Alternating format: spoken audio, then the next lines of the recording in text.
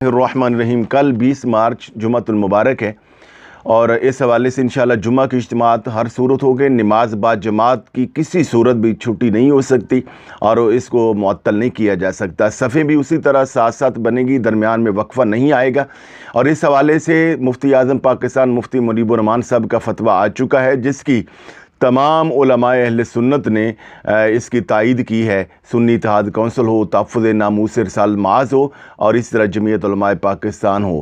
تو جمعہ کے اجتماعات میں علماء کرام سے گزارش یہ ہے کہ جمعہ تو ہر صورت پڑھائیں، خطبہ بھی دیں، اذان بھی دیں، با جماعت نماز بھی کرائیں، مگر جو بیانات ہیں، اردو تقاریر ہیں، ان کا دورانیہ مختصر کر دیا جائے۔ 5 اور 10 منٹ کے اسلام کا جو نظام طہارت و پاکیزگی ہے، اس کی اہمیت و فضیلت لوگوں کو بتائی جائے اور حضور کی معراج کے حوالے سے مختصر سا بیان کیا جائے۔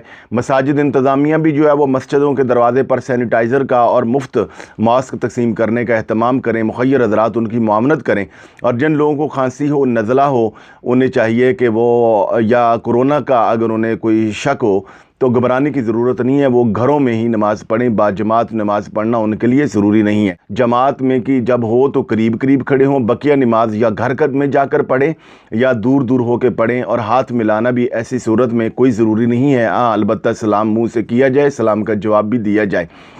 اور پوری دنیا کے لوگوں کو اس وقت بتانا چاہیے، انسانیت کو، کہ دیکھ لیں کہ حکومتیں جو ہے وہ بالکل بے بس ہو چکی ہیں، بڑے بڑے ادارے بے بس ہو چکے ہیں، اور میڈیکل سائنس بے بس ہو چکی ہے، اور سپر پاورز کے لوگ جو ہیں وہ اس وقت پریشان ہیں۔